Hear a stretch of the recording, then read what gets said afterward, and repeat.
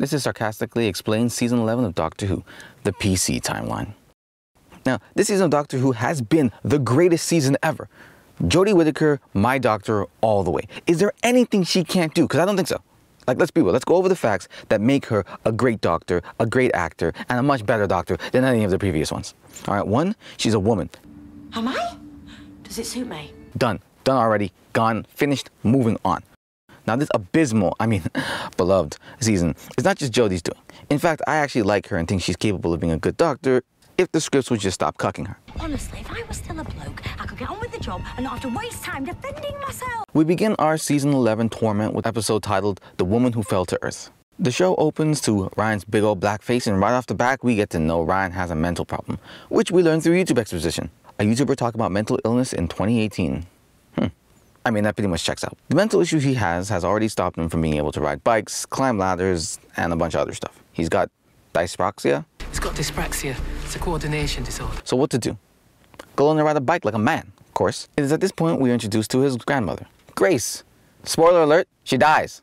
And her husband, Grime. Spoiler alert, he's the best thing that happened to this entire season. Basically, Ryan fails, throws bike in the woods, which is where he finds this thing. First rule of encountering strange objects with scary noises emanating off of them is you're gonna wanna touch it. Now, it may vaporize your entire arm, it may leave you impotent, it could transport you to another world filled with sentient scissors that only cut penises, but this is science. From the words of a great man. Okay, well, sometimes science is more art than science, Morty. A lot of people don't get that. You're gonna have to take some risk. Thanks to Gandalf the Black, this weird egg-shaped thing appears, and there's an alien inside it, who goes by the name Tim Shaw. Among having a stupid name, we'll learn a great many other stupid things about Tim Shaw. For now, it's time to meet Yasmin Khan. But before we leave, Ryan, make sure to touch that egg-shaped thing for science. Cheers. Welcome next companion up, Yasmin, the cop. She's nice, doesn't really do any cop things though, but she's great, I think. Moving on. It's finally the moment we've all been waiting for. It's time for the Doctor to make an appearance. Like the well-informed title of the episode says, the woman who fell to Earth, the Doctor falls to Earth, smashing through a train. That's right, a train. Regeneration logic. And guess what? That's right. This train has Grime on it and Grace. Hey! And there's another extraterrestrial thingy. Kind of looks like a representation of the ideas coming out of the writing room for season 11. Very scary indeed. Oh no! Oh no! Oh yeah! The Doctor enters just in time to save Grace, but it's gonna be completely useless because she dies anyways. But at least she saved the others. Well, just Grime, really. The Doctor scares off the monster, but not before the monster implants them all with tiny bombs, which is not that at that time because that wouldn't be fair. The Doctor finds out that he is now a she, stating, Half an hour ago, I was a white-haired Scotsman. When's the next train due? Which I think is really cool. Gallifrey has Scottish people without a Scotland. Progressive. Moving on. With everyone together, the Doctor and friends head over to find that the ship is gone. Stolen by this guy. He's not really important though. Nor does he live long enough to become important. Doctor and friends track the signal to that guy who stole the egg-ship, but he's dead now, so they continue and find the extraterrestrial worm thingy instead. This time, ready to stop. Turns out it's a robot. A robot that belongs to Tim Shaw, everybody. The alien who came here to kill his preset human target. Simpleton guy from the train scene. All this in order to be king of the other Tim Shaws? It's all very stupid. After a lot of nothing, the Doctor confronts Tim Shaw again, and this time the Doctor has turned his own bombs against him, forcing Timmy Turner to make his final wish and go back home. Oh, and by the way, Grace is dead. She fell or whatever. Episode 2. The Ghosts of Good Doctors Past, aka the Ghost Monument. Stuck in mid-space thanks to female driving, the Doctor and friends are rescued by a pilot competing in an intergalactic amazing race. Minus the televised part. One racer's a dick, the other one has no dick. This brings them to the hostile planet of Tatooine, equipped with 3 suns and tons of sand. And like me, nobody likes sand, okay? It's all coarse and rough and irritating, and it gets everywhere. But we're not here to talk about my dislike of sand. Instead, let's focus on the group and the pilot's meeting with the race's organizer. He is also a dick, but I'm not 100% sure he has one though. During this time, they learn that the race's final event involves reaching the Ghost Monument for extraction. Unlucky them, the Ghost Monument is the TARDIS, so it looks like just this once, everybody lives. Except that won't be once, but the entire season. Unless you're unimportant or a white guy.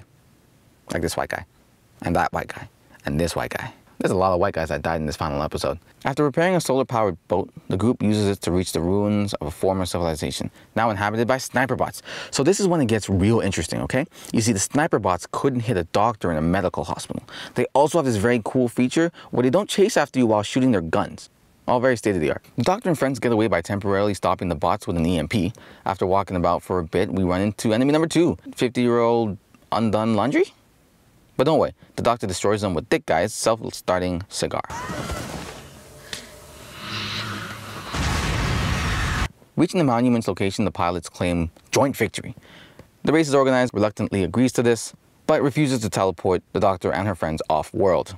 Dick. The Doctor hears the TARDIS emerging, and he offers her friends a ride home as she promised. Episode 3, titled, well, last episode wasn't too bad. Maybe this one will be better?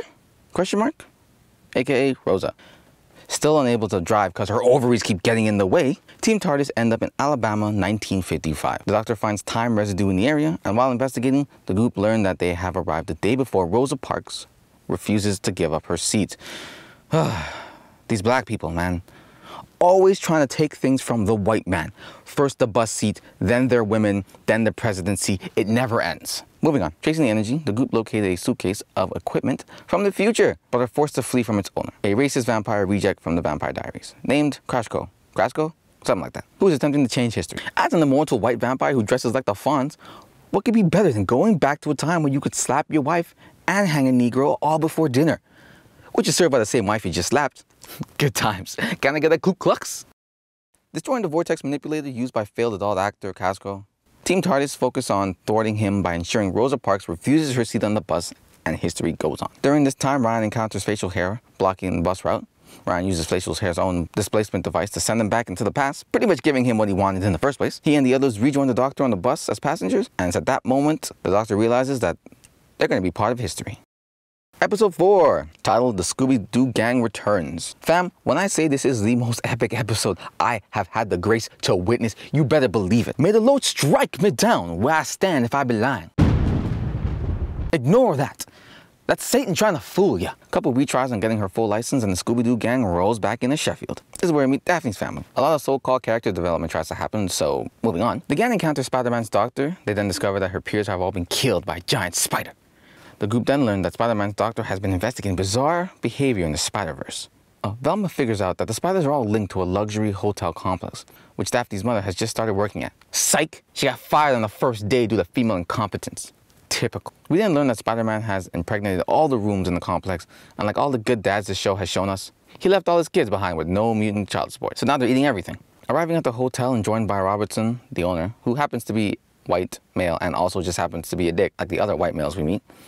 I mean, that's really good writing right there, isn't it? The gang learns that the spiders have infested the complex through abandoned mine tunnels used for industrial waste, aka Spider-Man's penis. The gang lures the offspring into a trap where they encounter Spider-Man's wife, a giant spider. Turns out the spider is too big for her own lungs and dies. That's it. Mystery solved. No need for meddling kids. It dies and we're to feel sorry for it. But it's a spider. I just killed one while recording this video. Alright guys, I hope you enjoyed that. If you want to hear me go over the rest of the season, which will include the New Year's special, leave a like down below, comment, or better, do both. This is a new series we're trying out, so still working out the kinks, but let me know what you think down below. Alright guys, thanks for watching.